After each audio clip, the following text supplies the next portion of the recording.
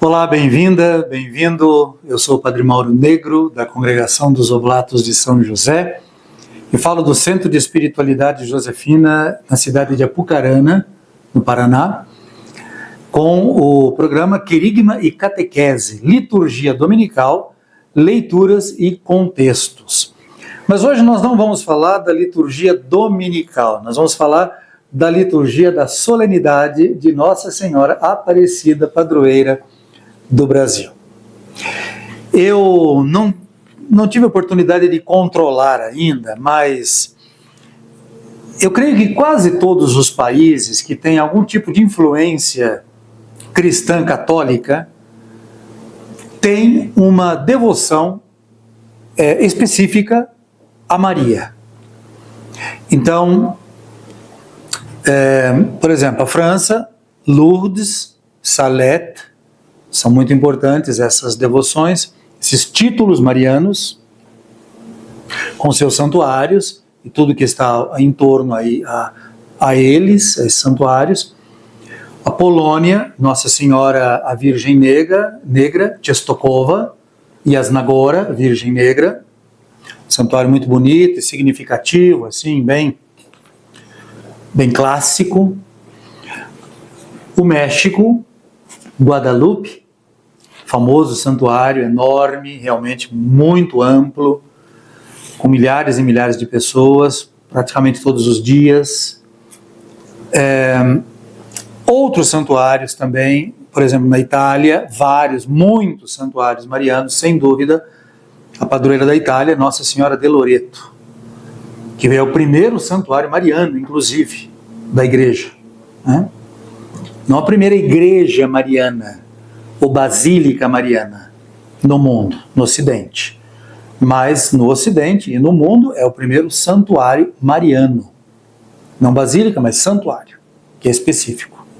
Bom, e tem outros também, né, que todos os países, então, têm as suas devoções específicas. No caso do Brasil, nós temos a Nossa Senhora de Nazaré, ali no Pará, em Belém, que tem uma festa muito grande em torno à sua imagem e o que ela significa, mas o que faz mais fama, mais marca mais a presença na cultura, na população brasileira, é Nossa Senhora Aparecida, ali na cidade chamada justamente Aparecida, no interior de São Paulo, ali próximo já quase da divisa com o Rio de Janeiro, e que praticamente todos nós, eu acho, né, já visitamos. E tem que ir lá, hein? Uma vez na vida, pelo menos tem que ir lá. Eu procuro ir algumas vezes ao ano, na medida do possível. Enfim, é sempre a mesma Maria, mas que expressa situações, abordagens, propõe, explica, significa situações, realidades, vidas específicas. Então, ela é múltipla. As mães quase sempre veem muitas virtudes dos filhos, né? E até otimizam tais virtudes. É um pouco natural isso. Certamente Maria otimiza aquilo que ela vê em nós. O que não significa que nós não devamos nos corrigir também daquilo que não está muito bem. Mas quero partilhar então com vocês, seguindo o nosso programa de Querigma e Catequese, liturgia da palavra, contextos, significados e contextos, as leituras deste dia 12. A primeira leitura é do livro de Esther. É do capítulo 5 e tem fragmentos de versículos Então, basta seja o capítulo 5, é essa a informação. Esther, diz a leitura, revestiu-se com vestes de rainha e foi colocar-se no vestíbulo interno do Palácio Real, frente à residência do rei.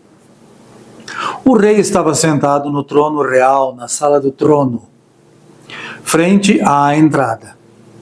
Ao ver a rainha Esther parada no vestíbulo, olhou para ela com agrado e estendeu-lhe o cetro de ouro que tinha na mão. E Esther aproximou-se para tocar a ponta do cetro. Então o rei lhe disse: o que me pedes, Esther? O que queres que eu lhe faça? Ainda que me pedisses a metade do meu reino, ela te seria concedida. Esther respondeu-lhe: se ganhei as tuas boas graças, ó rei, e se for do teu agrado, concede-me a vida, eis o meu pedido, e a vida do meu povo, eis o meu desejo. Essa é a leitura do capítulo 5 do livro de Esther, vários versículos fracionados. Esther é uma rainha, e ela está protegida pela sua nobreza, mas ela é prisioneira de um rei.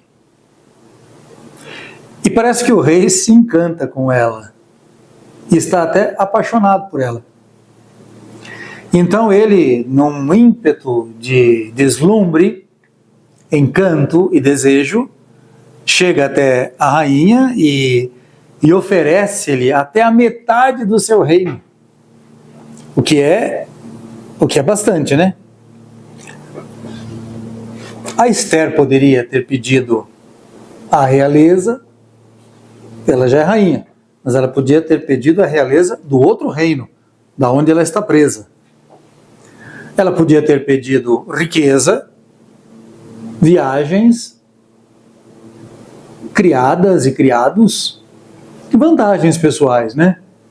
O que seria de se esperar de um rei, de uma rainha. Mas ela pede para si a vida, para que ela possa reinar sobre o seu povo, numa atitude materna. Ela pede certamente não em benefício, sim, a vida é para ela, mas não é em benefício dela, é em benefício do seu povo. E ela pede a vida do seu povo. Então, ela é a figura que nós encontramos agora em Maria, que dá a vida ao seu povo. Sabe, eu me recordei agora, tinha me recordado antes também, de um senhor, muitos anos atrás, eu era criança, e ele era até engraçado. E ele tinha a seguinte observação, que ele falava até com bastante gosto, no meu modo de ver. Ele dizia: eu sou ateu, eu só acredito no seu bom Jesus e em Nossa Senhora Aparecida. Eu sou ateu, eu só acredito em São Bom Jesus e em Nossa Senhora Aparecida. Era assim que ele falava. Interessante isso, né? Senhor Bom Jesus. Ele acredita no Filho de Deus, né? Que é uma pessoa da Trindade. Mas tudo bem. E em Nossa Senhora Aparecida. Eu acredito que ele era um daqueles que ia todos os anos à Aparecida. Eu não sei a qualidade da devoção que ele tinha a Maria, certamente, não sei, né? Não me consta. Mas é a expressão que é interessante. Porque se ele é ateu, ele não deveria acreditar em nenhuma das evidências ou dos sinais ligados à divindade, a Deus e a qualquer religião, qualquer espécie de religião ou de crença religiosa. Mas ele traz assim consigo alguma raiz, né?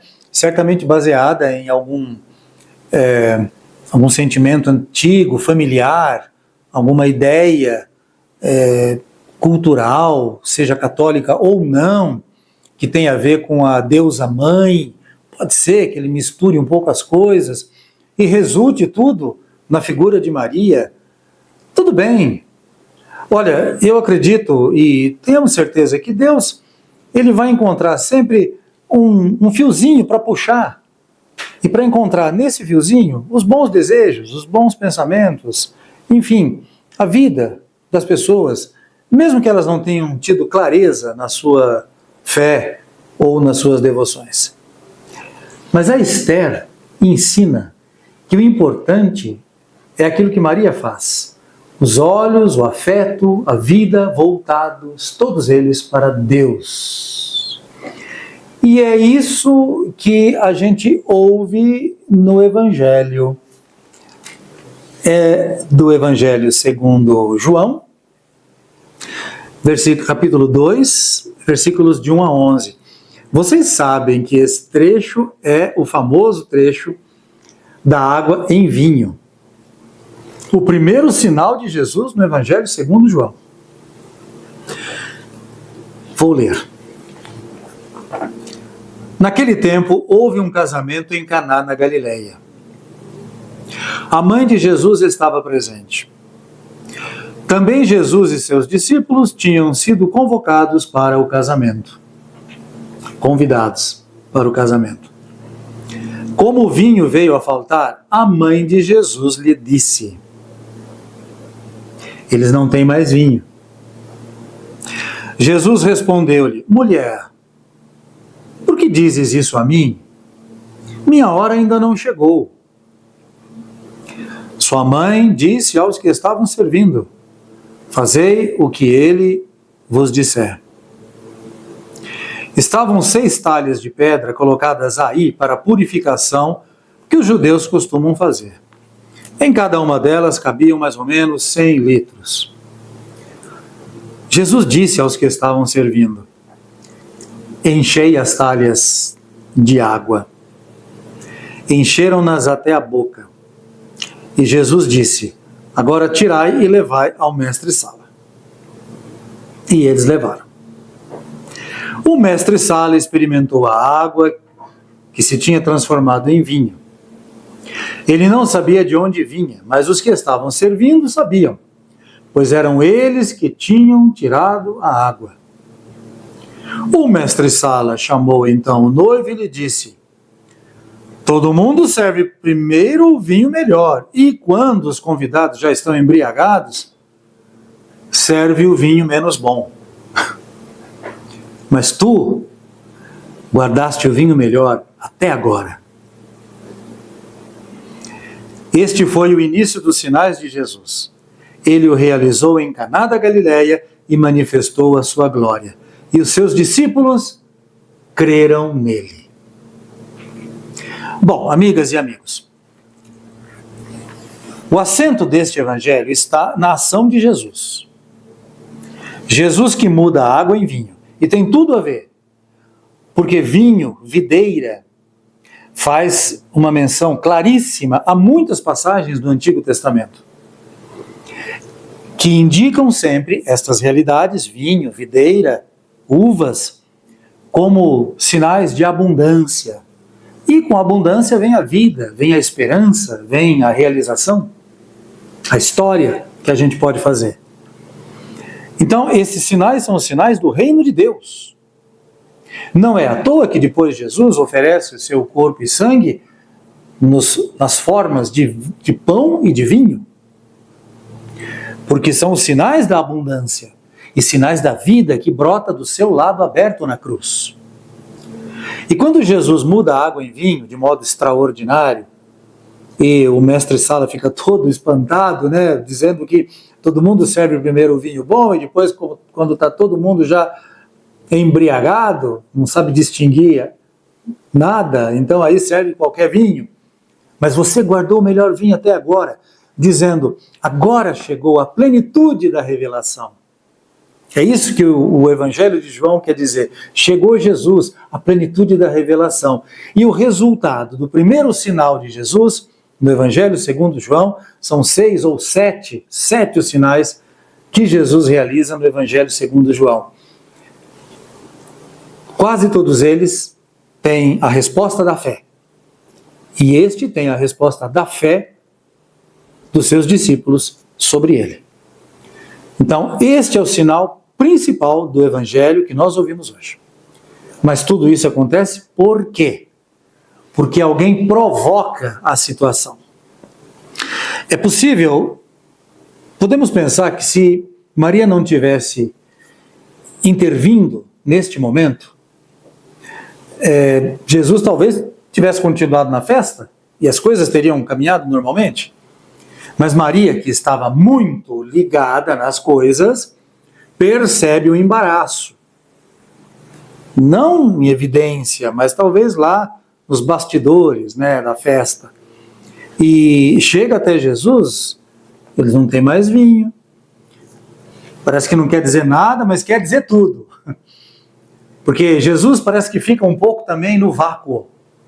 O que eu tenho a ver com isso? Minha hora não chegou. Então parece que Jesus também ele precisa entender o que a mãe está querendo dizer. Mas ela se adianta e chega aos serventes e lhes diz: façam o que ele vos disser.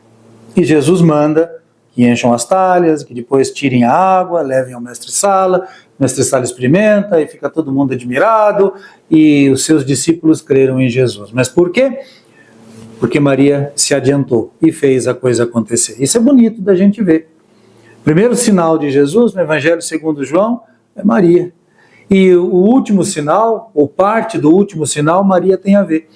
Quando está aos pés da cruz, e de Jesus ela ouve: mulher, eis o teu filho, filho, eis tua mãe. Então a maternidade de Maria sobre toda a igreja, sobre toda a humanidade, e a nossa filiação em relação a ela é algo muito importante.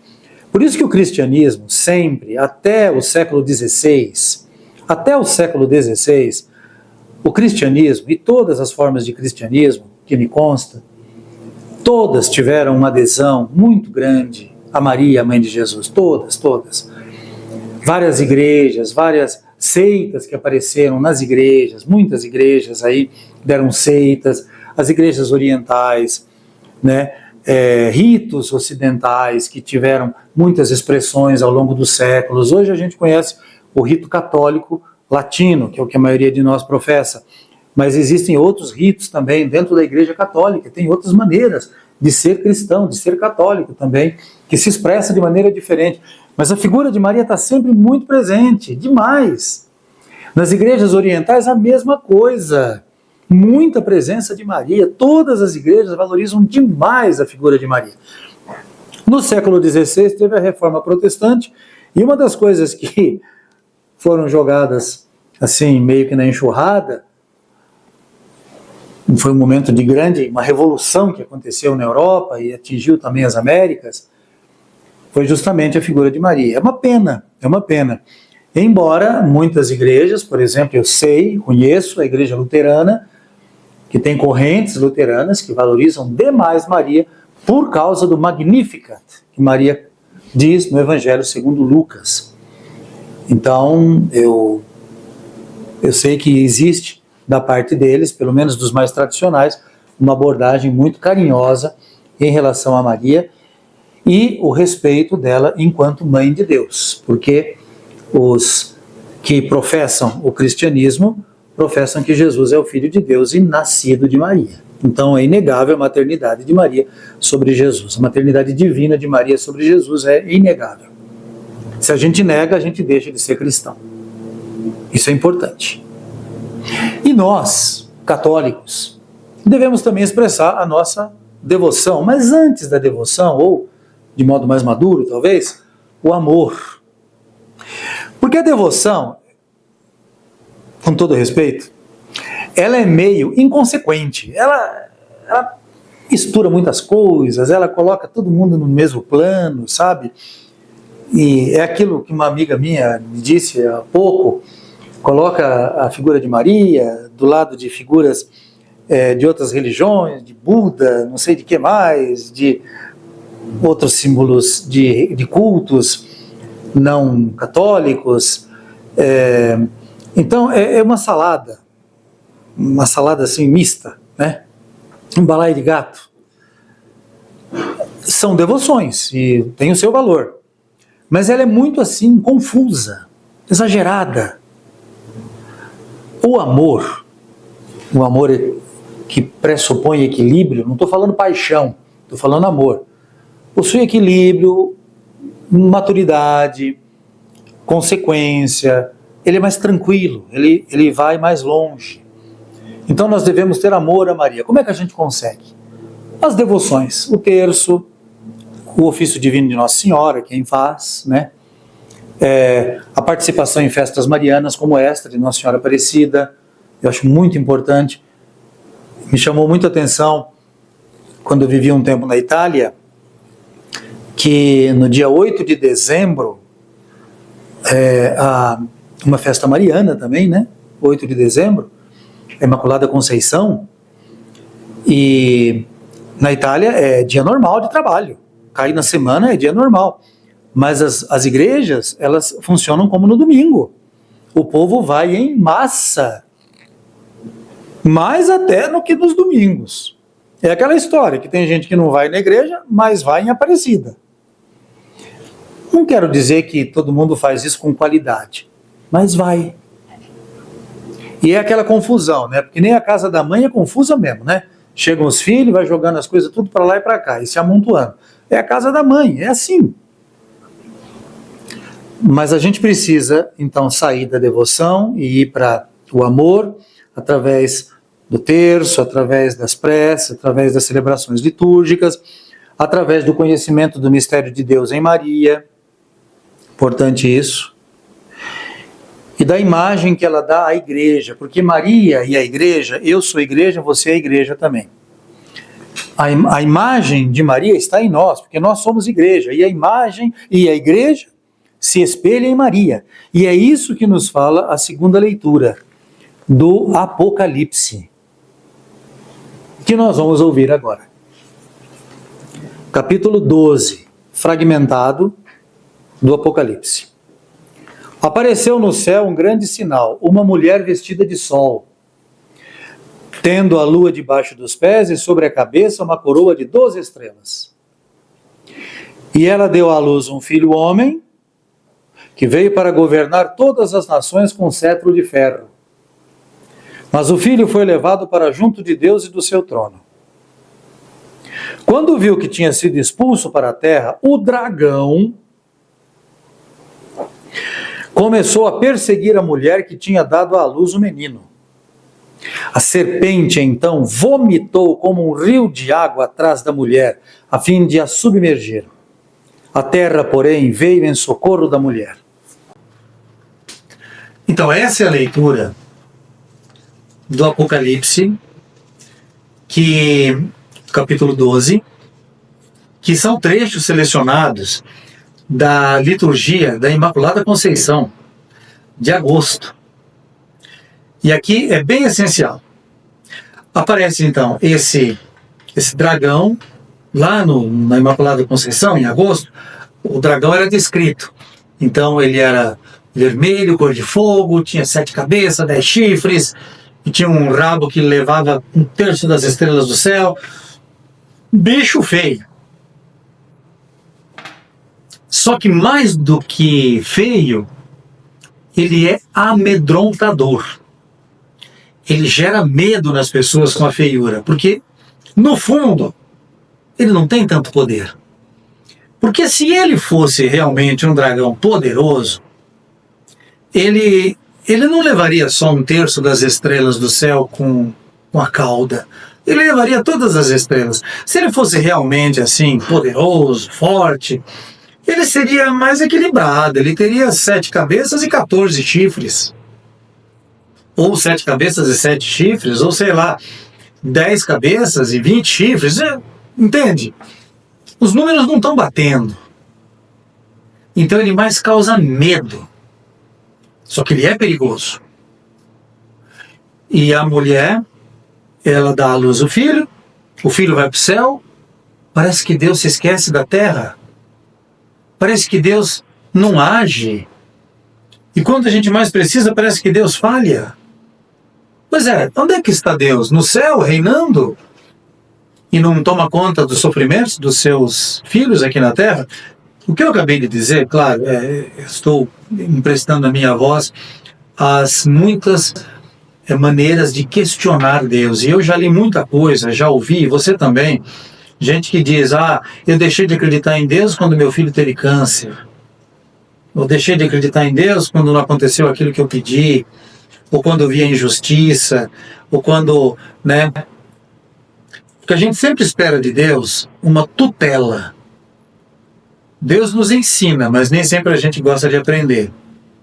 Mas a gente espera de Deus uma tutela, isto é, que alguém nos segure sempre quando a gente está caindo, que alguém nos dê empurro para frente, que alguém nos segure para a gente não ir para o buraco. Quer dizer, a gente espera de Deus essas coisas assim, mas a gente esquece do caminho que Ele nos propõe. E alguns que realmente durante a vida inteira buscaram um caminho e chegam no momento que se decepcionam, é verdade. Então a questão de Maria, no fundo, é uma questão de encontrar o Pai. Porque ela aponta Jesus e ela viveu pelo Pai, por Deus. Ela nos reconduz ao Pai. Por isso que uma devoção um tanto quanto arriscada de Maria é só em relação a Maria. E aí acontece aquela maneira, aquele questionamento, aquela maneira de dizer de alguns das igrejas da Reforma, protestantes, assim, evangélicos, crentes, que acusam alguns católicos de serem idólatras. Talvez pelo exagero devocional em torno de Maria. Aquilo que eu disse que devoção demais não é bom. Porque a devoção, ela causa em si é boa, mas ela exagerada, e é fácil ela ficar exagerada, ela causa uma disformidade na coisa, na fé. E aí, em vez da gente realmente ser cristão, a gente se afasta um pouco do cristianismo. Maria sempre aponta para Jesus, e o faz porque estava com Deus. Então, ela é essa mediação entre Jesus e Deus, Deus e Jesus, né? Deus Pai e Jesus, Deus Filho. Isso é muito importante, inclusive pela palavra que ela diz no Evangelho de hoje. Façam o que ele vos disser. Ela não diz, façam o que eu vou dizer. Façam o que ele vos disser. E aqui tem um ponto importante, para concluir o nosso dia de reflexão, que é o seguinte: o que Jesus diz está na igreja. Porque Maria é a figura da igreja. Quando a mulher vai para o deserto, a mulher e o seu filho, a mulher vai para o deserto e o seu filho. E lá eles estão no deserto e o filho escondidos. É uma metáfora da vida, da história, da humanidade. É um deserto, onde a gente não tem para onde fugir. E vem muitas dificuldades e conflitos e contradições dentro da própria igreja, porque somos humanos, pensamos diferente. Então existem contradições. Existem coisas negativas e boas dentro da igreja. Sim.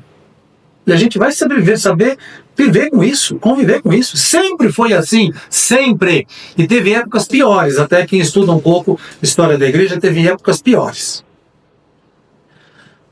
É o deserto. E no deserto a gente tem que estar fixo em alguma coisa. E Maria nos aponta, Jesus. A igreja é a segurança que nós temos. Caminhar sozinho,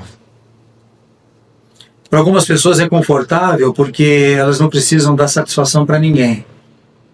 Mas existe uma vida normal, produtiva, na qual você não dá satisfação para ninguém? Existe? Eu acho que não. Por isso, nesse dia de Nossa Senhora Aparecida, renovemos a nossa fé na Mãe de Deus, para que ela nos ensine a ouvir a palavra de Jesus através da igreja. Mas eu não concordo com o Papa Francisco. Meu amigo, vamos ser sinceros, o Papa é o Papa. Ele conhece alguma coisa. Ele tem uma visão um pouco melhor do que a sua e do que a minha, com certeza. Então posso não concordar, mas amigo, amiga, Vamos aceitar a liderança.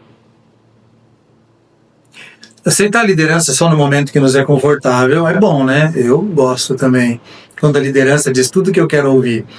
Quando a liderança me corrige ou propõe um caminho no qual eu não estou muito confortável ou com o qual eu não enxergo direito, a gente sempre questiona, né? O líder está aqui nessa estrada grande, boa, numa boa, vamos para essa daqui que é mais...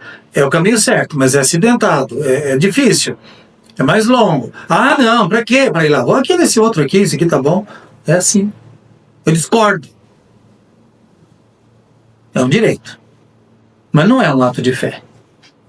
É um ato de soberba. É um ato de soberba. São Justino,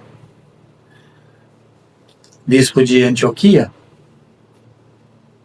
ele diz que estar com o bispo, estar com o Papa, estar com a igreja institucional é um caminho de segurança e quebra muito o nosso orgulho, que muitas vezes não nos conduz à salvação, mas nos conduz a um vácuo espiritual. E é aí que começam as igrejas paralelas, ou movimentos paralelos dentro da igreja. Quando não começa uma igreja paralela, porque o cara não quer deixar de ter a Eucaristia, o cara não quer deixar de ter o conforto de que os sacramentos dão, que a palavra de Deus oferece, mas ele não quer o segmento daquilo que o Papa, o Santo Padre diz, ou os bispos ensinam. E então a CNBB propõe, não quer, né? Então eu vou fazer o meu grupo paralelo, o meu grupo, minha comunidade, com todo respeito. Eu sei que tem muitos que têm esse tipo de experiência, e são experiências maravilhosas. Eu conheço experiências realmente muito bonitas de comunidades, de vida e aliança. Mas alguns podem caminhar nessa direção para ser uma outra proposta alternativa, uma igreja meio que alternativa. E foram assim que começaram algumas igrejas, que hoje nós vemos por aí. Por isso, amigas e amigos, façam tudo o que ele vos disser através da igreja. É o que Maria nos ensina. Eu confesso para vocês que às vezes eu também não entendo. Não entendo certas situações, não entendo certos movimentos. O Santo Padre e o Papa eu tenho facilidade de entender, sim. Tenho. Dos bispos eu tenho muita facilidade de entender. Talvez porque eu conheço um pouquinho a raiz da onde eles estão pegando essas ideias. Mas algumas coisas que eu vejo em paróquias, em comunidades, até em colegas presbíteros, eu realmente não entendo. O que eu vou fazer? Sair gritando, berrando e revoltado? Não, eu vou seguir o caminho certo. Acho que é isso daí. Isso é mais produtivo e menos escandaloso. Então, nesse dia, diga... Bom, além de celebrar a Eucaristia, né, com a sua comunidade, dia 12, esse ano de 2024, é sábado, né, tem que ir na missa domingo também, né, as duas, tá? Mas vai então na celebração, se você puder ir. Mas depois em casa, reza o terço em família, sugestão, né? Ou uma Ave Maria, se possível, com a família. Se todos não vierem, também. Mas acredita, coloca as mãos, a sua vida e a vida dos que você ama nas mãos de Nossa Senhora. Eu não sei como isso funciona, eu sei que funciona. Ela vai fazer isso chegar até o Pai. E pode ser que você e eu não vejamos, mas alguma coisa acontece. Tomara que a gente entenda isso. E tomara que Maria nos leve sempre a conhecer mais a Jesus e assim aderir ao mistério de Deus na nossa vida e na história. Eu sou o Padre Mauro Negro, da Congregação dos Oblatos de São José, aqui do Santuário do Centro de Espiritualidade Josefina de Apucarana, vizinho ao Santuário São José de Apucarana, no nosso programa Querigma e Catequese, Liturgia Dominical, hoje não do domingo, mas da solenidade de Nossa Senhora Aparecida, e desejo a todos vocês graça e paz.